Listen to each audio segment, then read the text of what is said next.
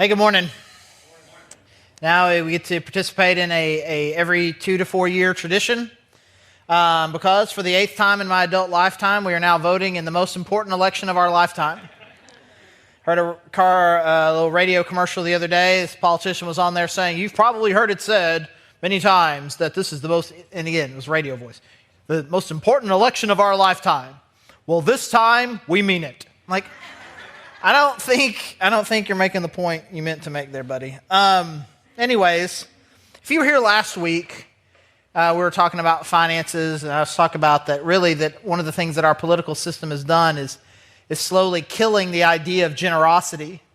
That the need to be generous is always somebody else's responsibility. It's you need to pull yourself up. It's your responsibility. No, it's not my responsibility. It's the government's responsibility. It's the rich's responsibility. It's never my responsibility.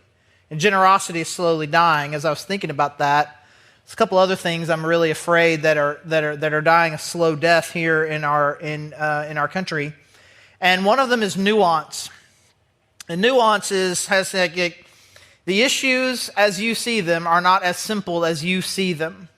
You think that the issues and the ideas that it's just simple. And here's how I know it was simple. I was on the news the other day. And I was reading this article, and the article said it's very clear. And then I was on cable news, and cable news was explaining it to me. And cable news, it's all very clear. It's all very obvious. This is the right way, and there's a wrong way, and stupid and evil people believe this, and it's very clear. And I tell you, the issue is infinitely more complicated than the way that it has been explained to you. And you are convinced right now that I'm not talking to you, because you don't read those websites and you don't go to that cable news network. You read other websites and you listen to other cable news networks. And I promise you I'm talking to you. I promise. These things that you think that are so clear, there's a significant amount of nuance and understanding about that. And there's a lot of depth. And dare I say, another side, another perspective. Which leads to the second thing that's dying, and that's empathy. Empathy being the idea that I can really see the world from your point of view, and I get it. And so what you don't see anymore is someone expressing a political opinion, and someone then responds to that by saying, "Well, you know what? I really see what you're saying. That actually makes a lot of sense from your perspective. I get what you're saying. Thank you for sharing that with me. But the way that I think about it is a little bit different, and this is kind of how I think about it." And then that person goes, "Well, that is very interesting. Thank you for sharing that with me. Because I see now where you're coming from, but I still don't think what you're saying is significant enough to really kind of change my heart and mind about the way that I see it." And then you go, "Okay," and then that's it. There's a lot of political debate shows out there, and not one of them's ever gone like that. Because empathy is dead. If you disagree with me, you're either stupid or you're evil. And I will convince you of that, because when you say something to me, you give me your political opinion. I'm like, "Oh, you just don't know." And so then I tell you, "Well, if you knew this, now you know." "Well, I still disagree." "Well, no, you must not have heard me. What I said was this." "No, I still disagree." "Oh, well, you're evil then." That's the way our political system works. Something is going to happen on Tuesday, and one of my strongest prayer requests is that we would all go to sleep knowing who the president was going to be, and this is not going to linger. But something is going to happen on Tuesday, and some people are going to be disappointed, and some people are going to express that disappointment in extreme, intense ways. I'm just saying to you that no matter what happens on Tuesday, I just ask you to be better. Be better than what you see. Be better than the politicians that you're voting for are encouraging people to be. Be better than the cable news networks. Be better than the articles. Be better than that. You have been called to bring hope and light to a dark world.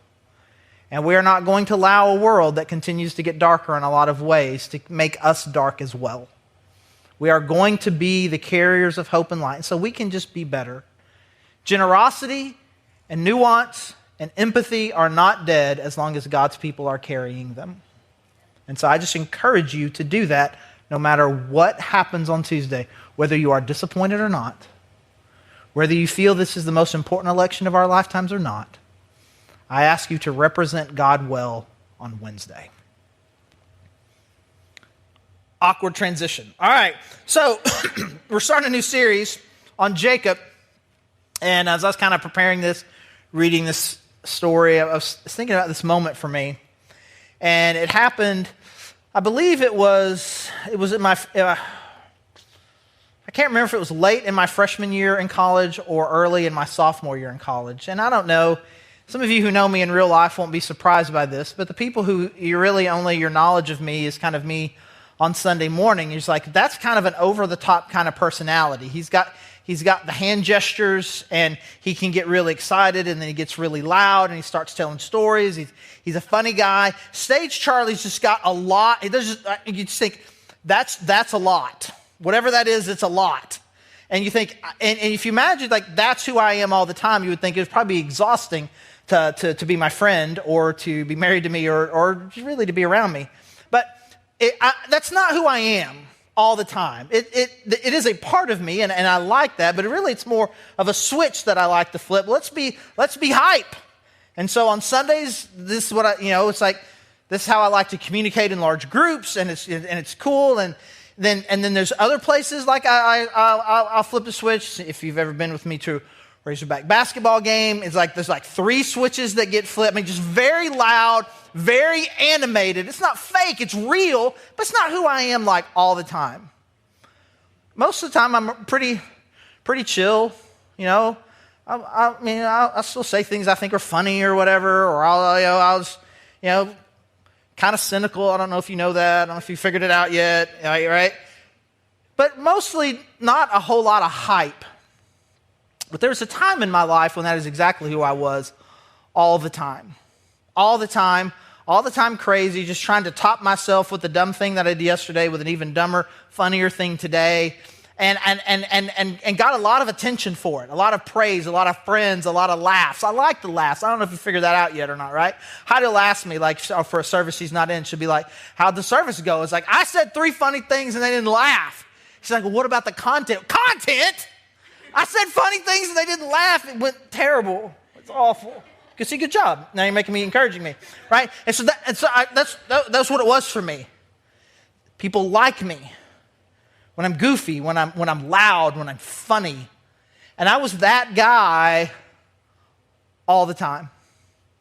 And I remember this moment. I was in my girlfriend, soon-to-be fiance, soon-to-be wife's dorm room, and I was just kind of sitting there just chilling. We were about to go have dinner or whatever.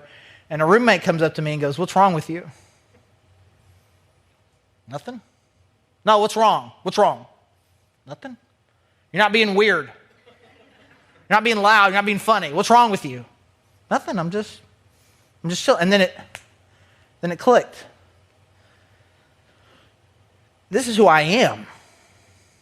This is who they think that I am. I am, and I'm like, I'm not that guy. I've been that guy. I don't want to be that guy.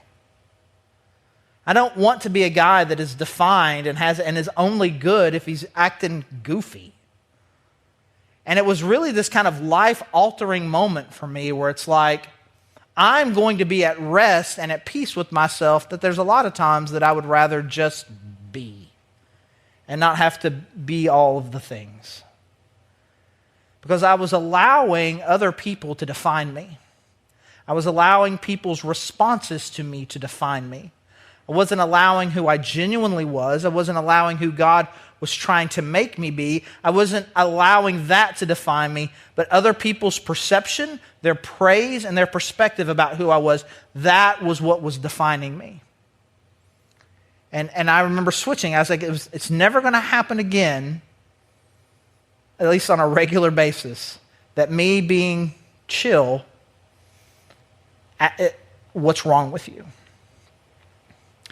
And I think about that. I've been thinking about that this week because this story of Jacob that we're going to be looking at, and Jacob's character in the Old Testament in Genesis, and he's the grandson of Abraham. If you know the story of Genesis, kind of got the little intro parts, Adam and Eve, Cain and Abel, the story of Noah and the flood, the Tower of Babel. People get scattered, and there's kind of a hard break there at Genesis 12 where God chooses Abraham to make this great nation. I'm going to choose you. You leave your family. You come to this special promised land that I have for you. I'm going to make you into this great and powerful nation. You're going to be mine. And through you, the whole world's going to be blessed. He gives him this huge promise and blessing. And then his wife does not have a kid for a very, very long time until it almost seems like it's almost too late. God finally blesses them with a son, Isaac. And Isaac, God reaffirms the blessing to Isaac. Just like I told your father Abraham, I am going to overwhelmingly bless you, and you are going to be a great and powerful nation. And so now the blessing has moved from Abraham to Isaac, and now to this point in the story, before we're about to introduce it to Jacob, Isaac and his wife Rebekah, as of right now, they do not have any kids. And so we're going to pick up the story here, and we're going to see this person, Jacob, and how he is allowing other things outside of him to define who he is. Genesis 25, starting in verse 21. Isaac, again, this is the dad. Isaac prayed to the Lord on behalf of his wife because she was childless. The Lord answered his prayer, and his wife Rebekah became pregnant. The babies jostled each other within her, and she said, "Why is this happening to me?" Don't know if at this point she knows the idea of twins, or she does. If she doesn't know the idea of twins, then this would be very troubling. Or she does know about twins, and she still knows this is not normal. I've talked to my aunt, I've talked to everybody. This level of fight inside of me, seeming like there's a fight, this isn't normal. So she asked God, what is going on here? Verse 23, the Lord said to her, there are two nations in your womb, and two peoples from within you will be separated. One people will be stronger than the other, and the older will serve the younger. So he tells her what's going on. You've got two kids in there, and they're battling, but this is a symbolic battle, something that is going to be happening for the rest of their lives and actually for generations to come. Because two great nations are going to come from them, and they're going to be at conflict.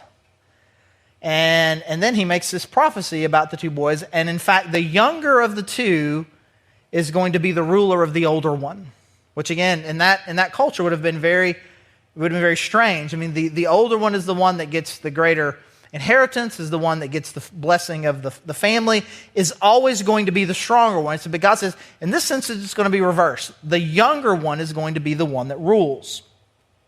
So this is a prophecy that's made, again, before Jacob and his brother Esau, they are born at all. Then in verse 24, we pick up with the birth. When the time came for her to give birth, there were twin boys in her womb. The first to come out was red, and his whole body was like a hairy garment. So they named him Esau. Every now and then, as we're kind of walking through the life of Jacob, I'm just going to kind of bring up some points that are relatively irrelevant to the point we're trying to make, but are just hilarious to me.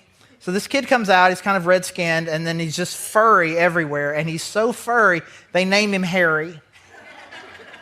Which is hilarious. And you think, now I know what's going on there. I mean, he's probably premature a little bit because they were twins, still had that little fuzz on that hadn't fallen off yet. Sure. They named him Harry. That's funny. And two, it was true. This dude, we're going to find out a little bit later, this dude was just hairy his whole life. Can you just imagine? Baby comes out, he's like, man, I don't know what we were going to name him, but look at it. We got to name this kid Harry.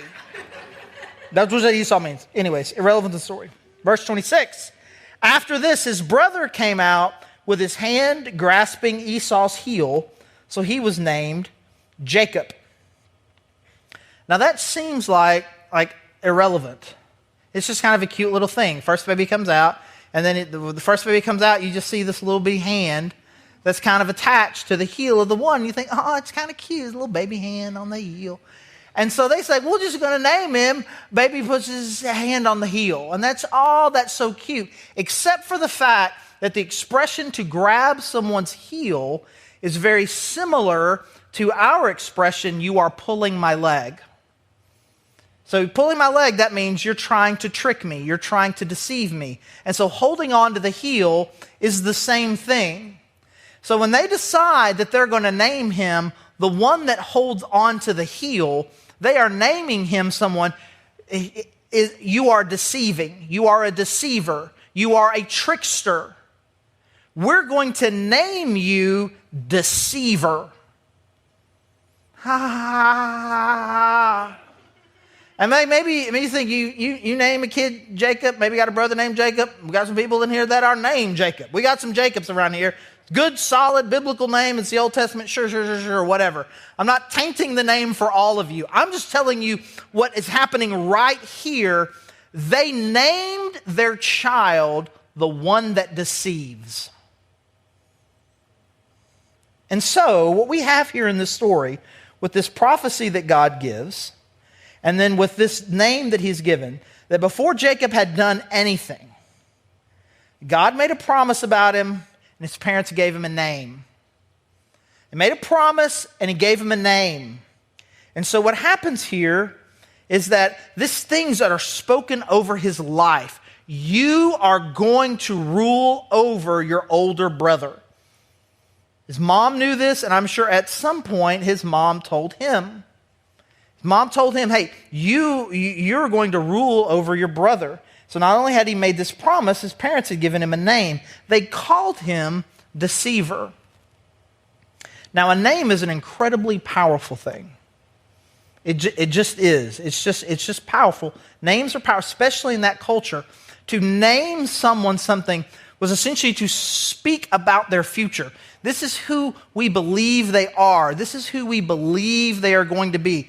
That's why you see so many times cover to cover in Scripture, and we'll see it later in a few weeks in this story, where God changes people's names. You are no longer this. You are now this. It's not just a name change. It is a reshaping, a re-steering of the life. You know, and you think, well, I mean, it's not like that anymore. Let me just tell you this. My mom almost named me her maiden name. So instead of Charles, my name would have been Garlington. And she was going to call me Gar. Now, I ask you this very sincerely, and my mom is watching. I ask you this very sincerely. Do you believe that everything in my life would be the same had I been named Garlington? Hey, Gar, would you come to that church? There you go. One honest man in the crowd. Right? It matters. And we may not think about, for me it was, you named Charles, your granddad is Charles, he went by Charlie, you're Charles, you're going to be Charlie. He was a basketball player. I was a basketball player. And we don't really think about necessarily the way, what the names mean, though in my case it turned out great, because, Charles means strong and manly.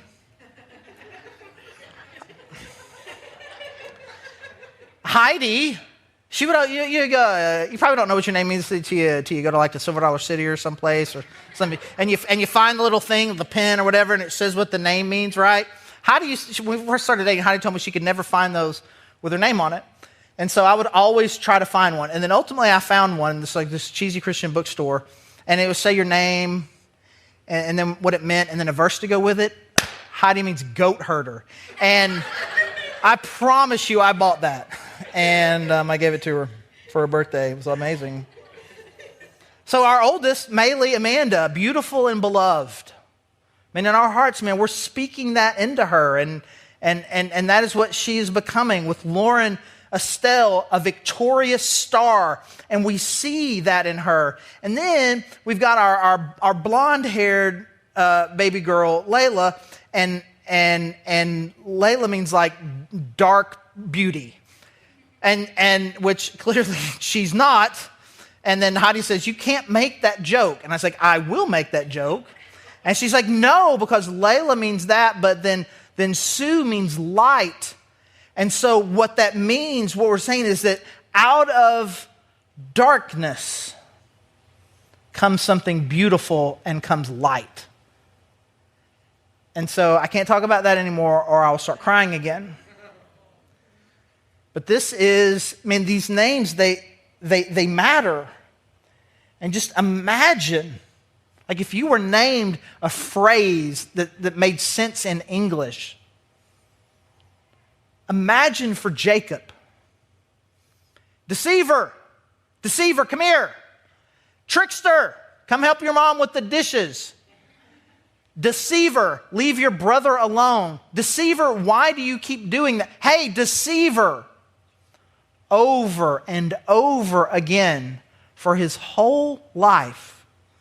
this is what is being said. Hey, deceiver. And what we're going to find in this story of Jacob, we're going to see a guy who has some things to live up to and or some things to avoid. The very beginning of his life, you are going to rule your older brother, and you are going to carry with you this promise that has been extended from your grandfather to your dad to now you. And for your whole life, we are calling and deciding that you are the deceiver. And we are going to see what Jacob does with that. And so the very first story we have is verse 29 of chapter 25 of Genesis as well. So now they're apparently probably teenagers or something like that, and we learn that Esau's a hunter, likes to go out and hunt, but Jacob likes to stay around the house with his mom. And so Esau would go out hunting, and in verse 29 we have this. Once when Jacob was cooking some stew, Esau came in from the open country, famished. He said to Jacob, "Quick, let me have some of that red stew. I'm famished." That is why he was also called Edom. Jacob replied, "First, sell me your birthright." So this is essentially this kind of his inheritance. Again, as the older brother, he would get a significant portion of the inheritance, and the younger son would get something. So essentially, he's like, "Give me your portion. I'm going to give me the portion of your inheritance for this bowl of stew." And Esau says, "Look, I'm about to die. What good is the birthright to me?" And Jacob's like, "Well, then just give it to me. Swear to me first." So he swore an oath to him, selling his birthright to Jacob. Then Jacob gave Esau some bread and some lentil stew. He ate and drank and then got up and left. So Esau despised his birthright.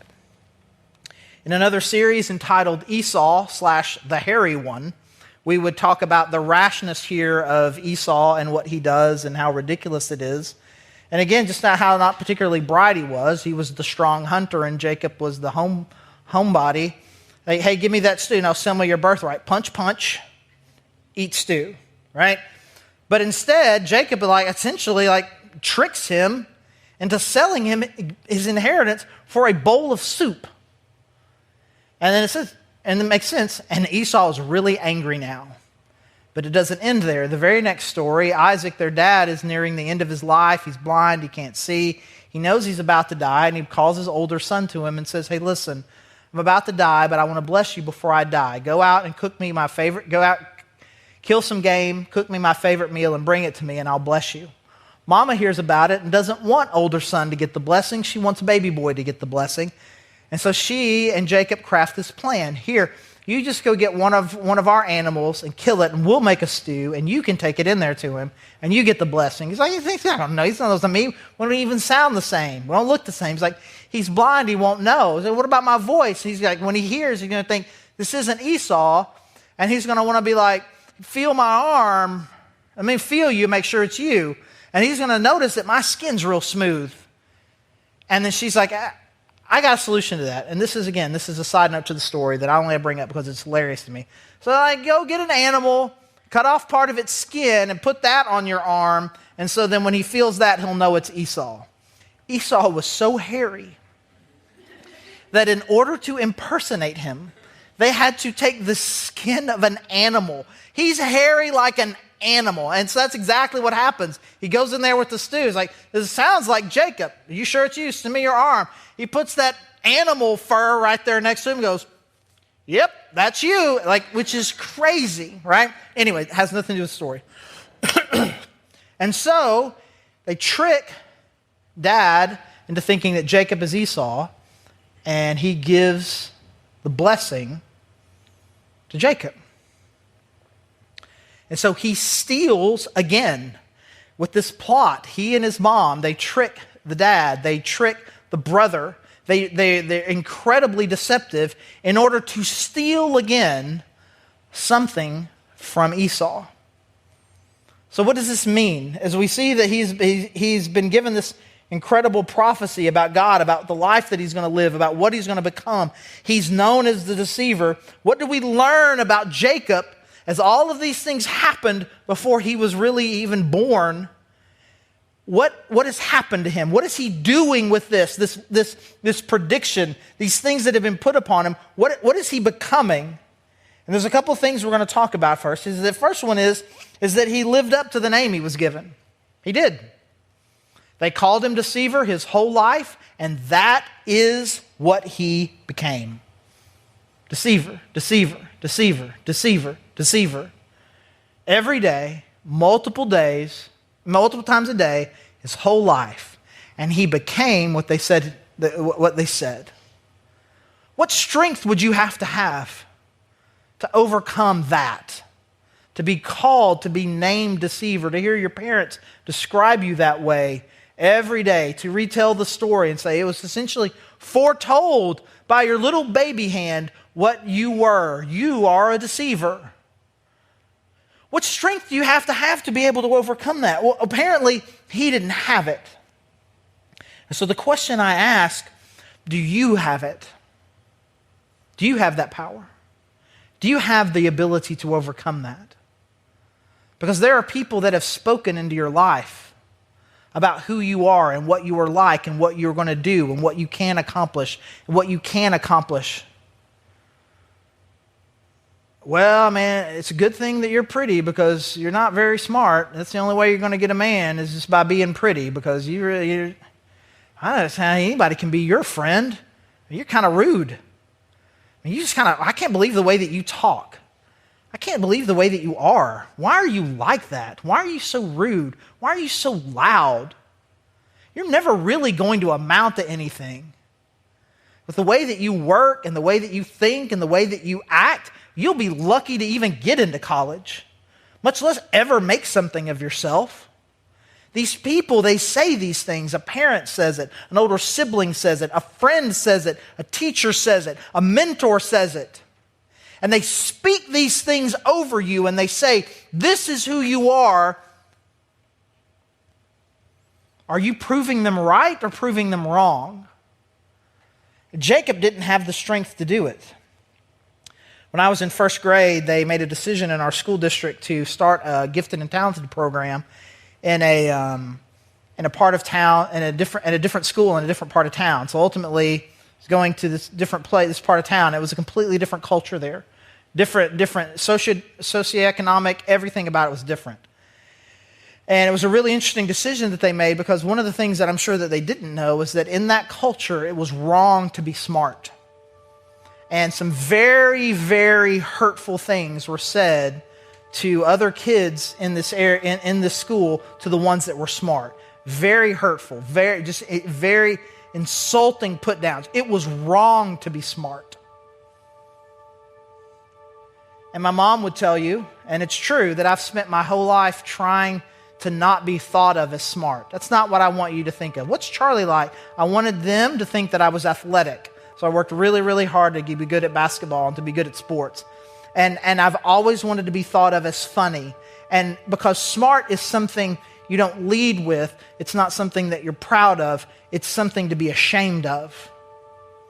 And it isn't until recently that I just kind of in the last few years talking to some other people who kind of grew up in similar environments,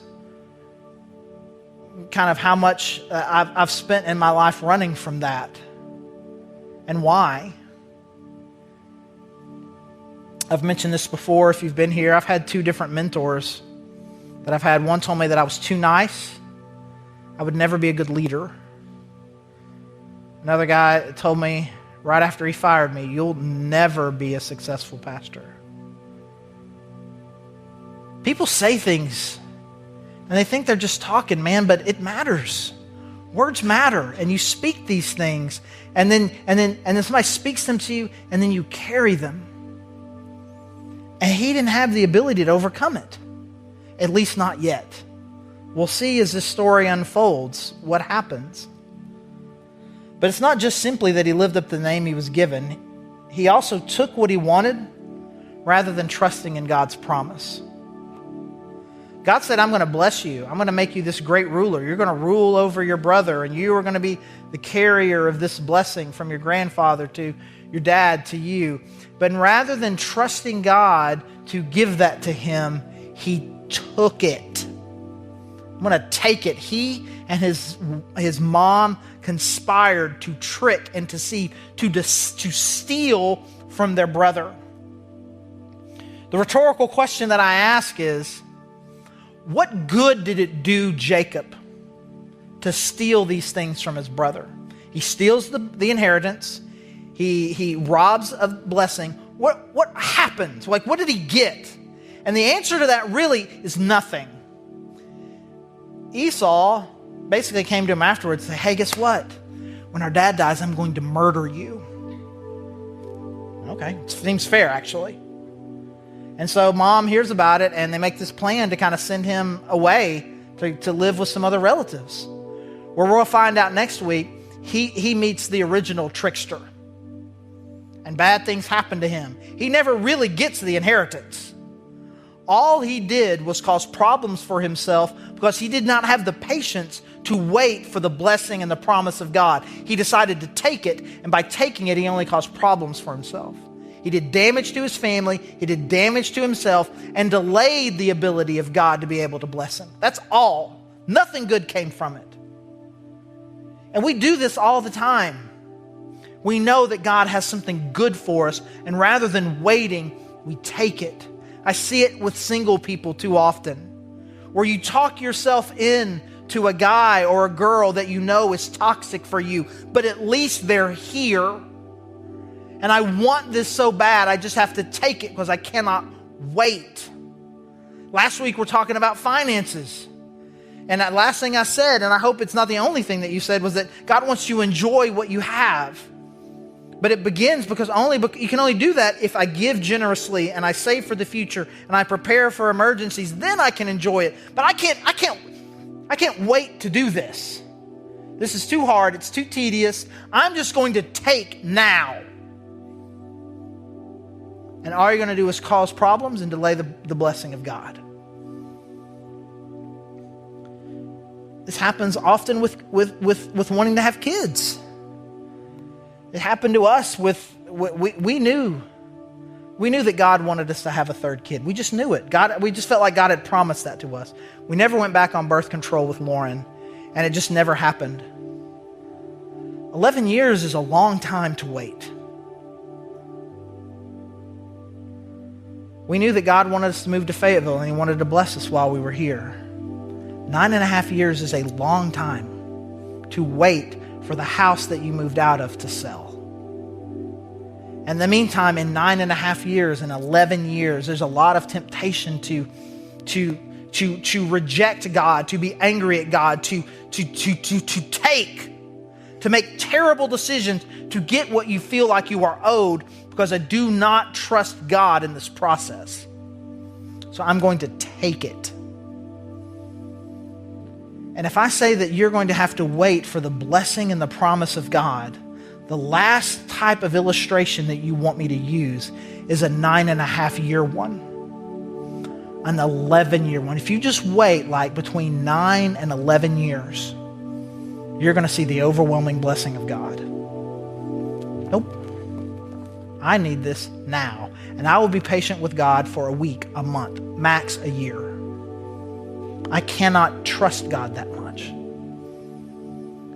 Jacob and his mom didn't trust God at all, it doesn't seem. They took for themselves rather than trusting God and just made everything harder.